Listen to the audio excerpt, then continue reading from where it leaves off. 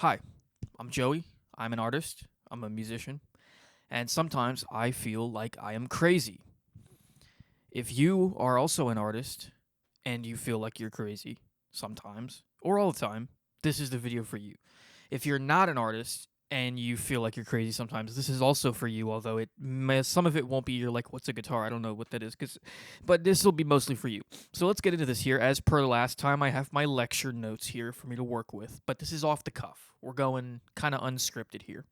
I just want to talk to you guys about this because I think when we share our feelings, we discover that we are not as alone as we thought we were. Intro.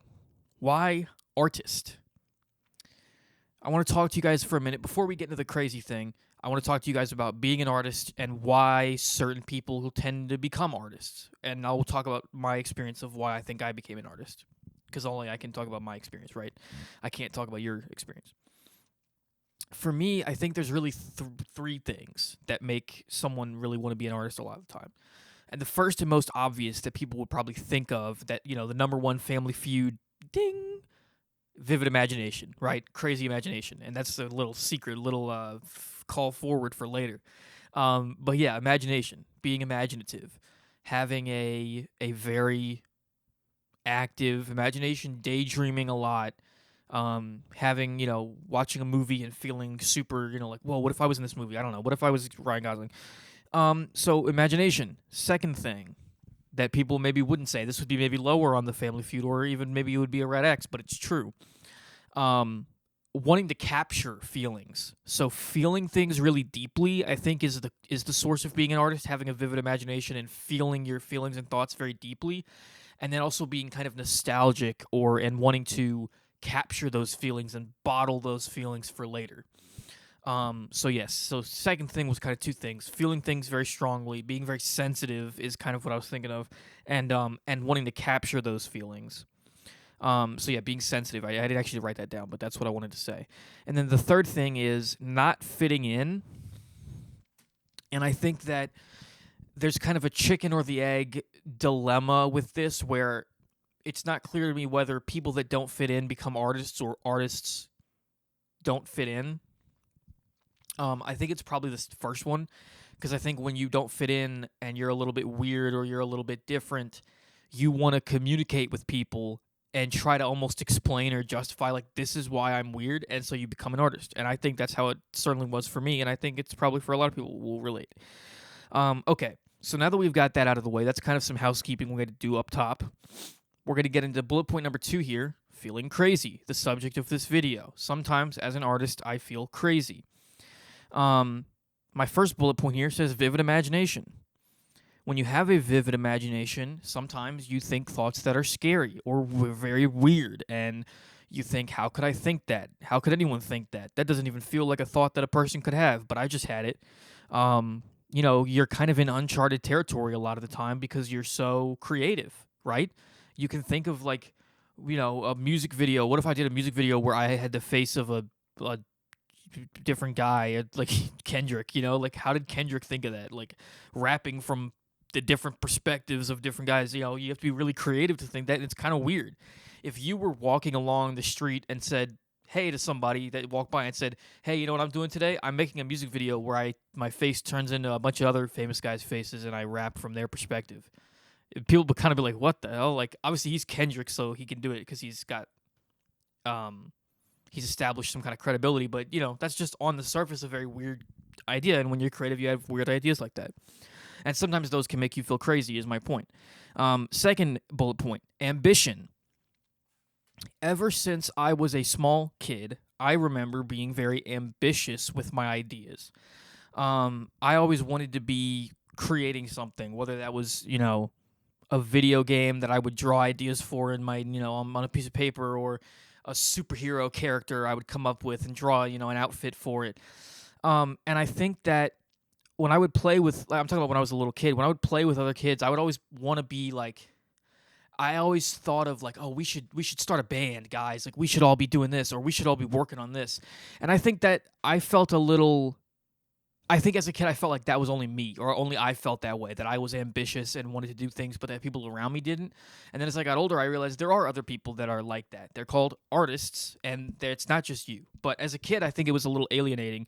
And even as an adult, I think being ambitious can be alienating.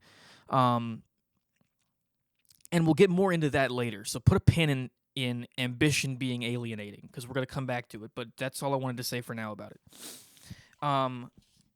Weird perspective.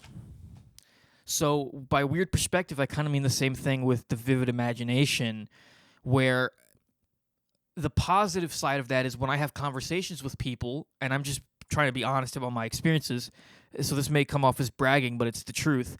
Often people will say things to me like, wow, I never thought about that in that way before. I never looked at it from that perspective. Oh, that's an interesting analogy. Again, I'm not trying to like say, wow, I'm so cool. That's just the true, honest, that's just my experience.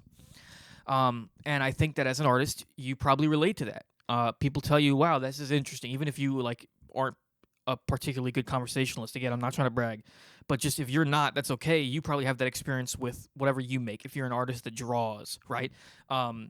People would say, wow, I never, looked at this image and thought you should draw it that way. So just if you're any kind of artist or creative, you probably have that experience, that you have a unique perspective. That's the good side of it. The bad side of it is things can scare you in ways that they don't scare everyone else.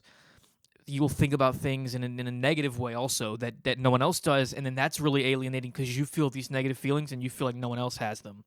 Or at least not in the same way that you do. And that can be very alienating and sort of scary, and it makes you sometimes think, am I crazy?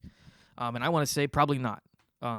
Crazy people don't think they're crazy. There's a great, dude, you guys got to watch the movie Glengarry, Glen Ross. I know you haven't seen it. I have. I've seen it several times. It's free on YouTube, guys. You got to watch it. It's one of the best movies, maybe my favorite movie. Pacino is a genius.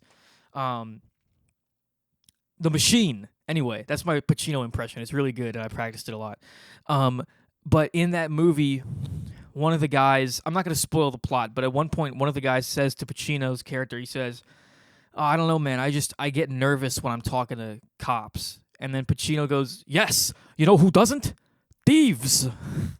And that's one of my favorite lines in any movie ever, and I think it applies here. Sometimes I'm worried that I'm crazy, and I think I would say to that, yes, you know who doesn't worry that? Crazy people. They think they're onto something. Anyway, I just thought that's funny, and I want you guys to watch that movie. It's one of my favorites, and it's really, really funny and really, really, really good. Really great film, and it's free on YouTube right now. You can watch it for free. Okay, next. Remember I told you to put a pin in the ambition thing? We're there now. We're at that part now. Pride. Pride as an artist. As an artist, I'm going to talk about me. I feel pride often about myself. I feel sometimes pride about my intelligence, pride about my creativity, pride about the work that I've done. And sometimes I have pretty egomaniacal thoughts like, I'm smarter than this person, or I'm more creative than this person, or this person's work sucks, mine is better. I'm not afraid or ashamed to admit that I have those thoughts. We all have thoughts like that. That's okay. It's okay to have those thoughts and feelings. You shouldn't be a mean person, but I'm not. I don't go around talking to people that way. That's sometimes those thoughts are in my head though. And sometimes I feel afraid of that pride. And this ties back into the ambition thing. Sometimes not only can your ambition alienate you from other people, you can feel afraid of that ambition, and I certainly do. Part of me, I'll be thinking about if I had $1 million, what would I do with it? That's a thought that I have sometimes. Or if I was going to make the biggest album, the craziest album, I would do all this stuff. I would get a whole orchestra to play. And sometimes I'll think most people live very simple lives. They don't have a lot of money. So who am I to fantasize about, spending $100,000 on an album? Who am I to fantasize about that when people can't eat? Or people work 2 jobs. How am I supposed to, feel okay about myself fantasizing about making a living as an artist when most people don't have that opportunity? And then the other thing is just pride generally. How can I feel that I'm better than someone else just because I'm different? I shouldn't feel that way. And I think the key to all this that I'm wrapping up, and we're now mainly wrapping up the main point of the video about feeling crazy, and we're going to come back to it all later and kind of tie it together. But the main thing I want to say is everyone has these thoughts and feelings. everyone feels prideful sometimes. It's nothing to be ashamed of. It's about how you treat other people, and I think I treat people pretty well, and I think you probably do as well. Even if you're afraid that you sometimes have bad feelings. Okay, the last thing I want to talk about with the feeling crazy thing is the thought that this is stupid. What I'm doing is a waste of time. This will never work out. I will never be successful. Feeling like a dilettante. If you don't know what a dilettante is someone who is interested in the arts but doesn't practice, almost like a non-practicing artist, someone who likes the guitar but doesn't practice, who doesn't really play, someone who likes music but doesn't really play, someone who loves paintings but doesn't really paint, like kind of messes around with it, a hobbyist with the passion of a professional, whatever. Um, and I feel like that all the time. I feel like I'm a dilettante. I love music with my entire heart. It's my favorite thing about life. But sometimes I feel bad, and if you watch my previous video on this channel, I talk about that, feeling bad about not working hard enough. And often I have thoughts like, I'm not going to succeed at this. I'm not good enough to do this. I'm wasting my time messing around, not taking this seriously enough. And that makes me feel crazy. Like, how can I spend any time on this if I'm not going to put my all into it? How could I, just feeling weird, like all the effort and thought I put into my stuff, and then feeling like, what if this doesn't work out? I'll look like a real fool if I've just spent, years of my life doing this and then never got anywhere with it or gave up.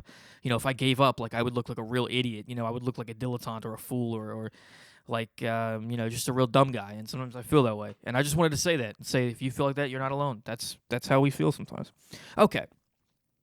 Now, the solution to that is finding your why. Why do you do this? Why do we create art? And I want to talk about that for the remainder of this video. So we're kind of past the feeling crazy thing. We're now on to why do we make art? Dealing with self-doubt. So this is the solution to the problem I was just talking about, self-doubt. I think the way that you deal with self-doubt when it comes to art is by sitting with those feelings and acknowledging those feelings and feeling those feelings, and then understanding why you do this. So I came up with a list that I'd like to share with you of 5 reasons why I make music. And I imagine these are maybe some of the reasons that you do whatever it is you do. The number one, first reason I wrote down is sharing and communicating with other people. Like I said, when you're an artist, often you feel like you are weird or different, or that you have a unique perspective, and you want to communicate that with people by creating your artwork. Pieces or works of art. So for me, it would be a song, and I would write a song, and I would say, look at the tree because it looks like me, and it smells like pee, and it is a bumblebee or whatever, and that's how I felt about the world at that particular moment in time, and I wanted to share that with you. So that's the first reason, is sharing/communicating. Second reason, inspiring others. I have certainly been inspired by music that I love, to create music, but also to do other things. Inspired to get out of bed in the morning and do my best today, or, be bold or whatever. Music inspires us to do all kinds of things, to walk to the store and get groceries or whatever. It's inspiring to me, and so I want to share that and inspire other people. And that's the second reason that I do it. Reason numero tres, that's Spanish for number 3, love to do. I wrote down love to do. I do it because I love to do it because it's fun.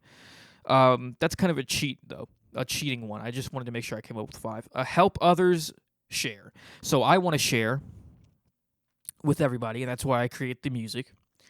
And music can help other people share. So when I really love an album, maybe I'll send it to my friend, send it to a member of my family. I just will say, hey, I want you to listen to this because I love it. And so when you hear it, you can understand something about me, even though I didn't make it.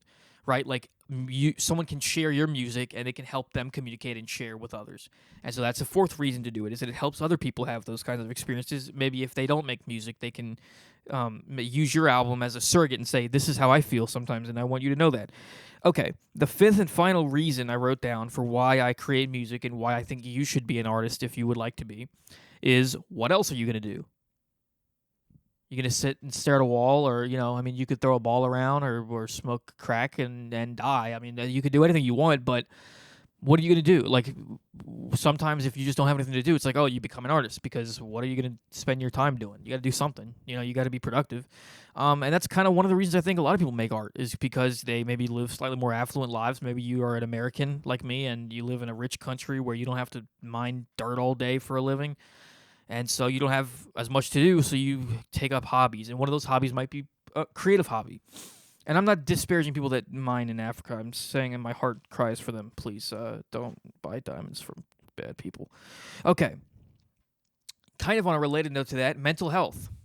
Sometimes, as artists, we have to take these medicine for our brains because they are a little wild and crazy.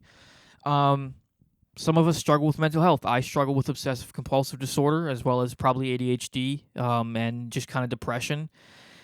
And it sucks. It's something that, talking about depression specifically is almost like banal at this point because it's been discussed over and over again. But it sucks. It's really hard to deal with that. And I'm not going to go too much into the mental health stuff. I didn't really want to make a big thing of it. But I just wanted to say, if you take medicine for your brain, that doesn't mean you're crazy. It may make you feel crazy, and you might have had some crazy elements at some times, but it doesn't mean you're like totally nuts.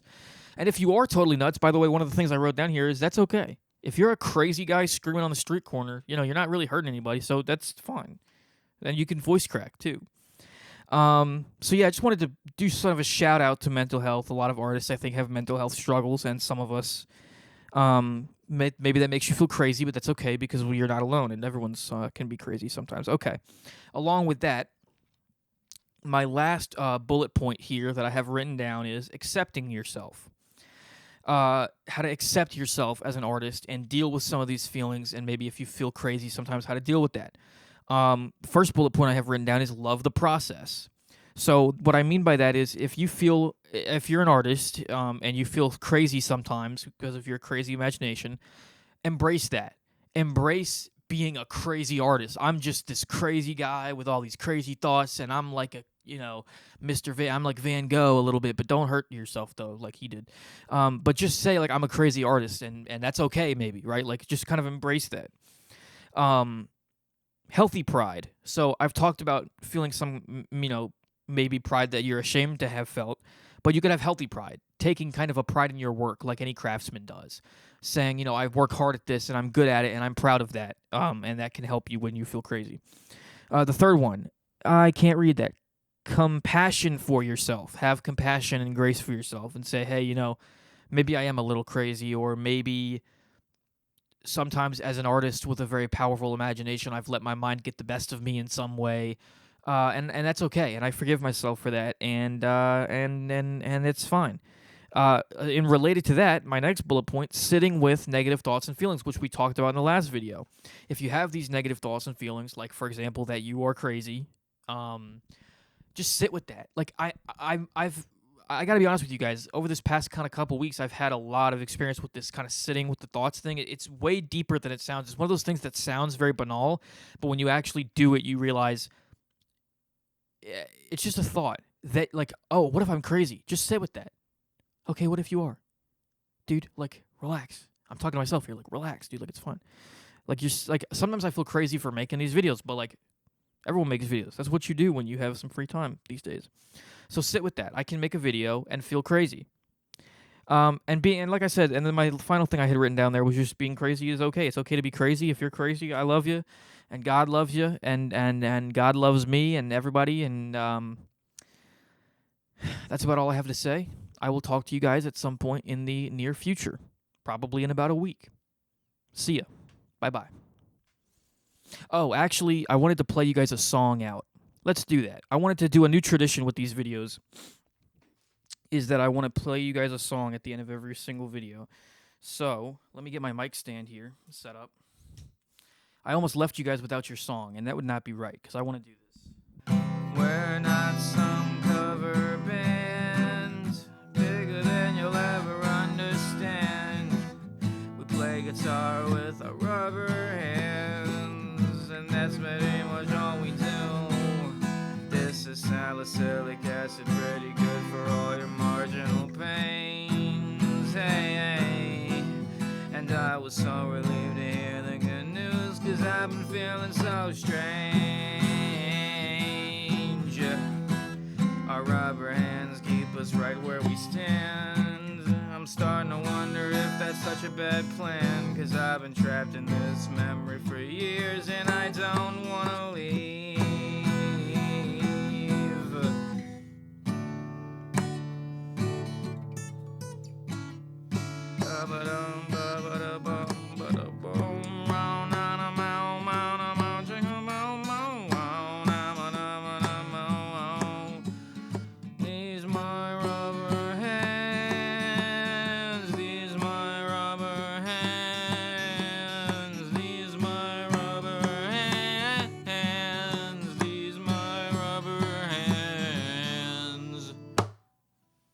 Peace. Okay, that's good.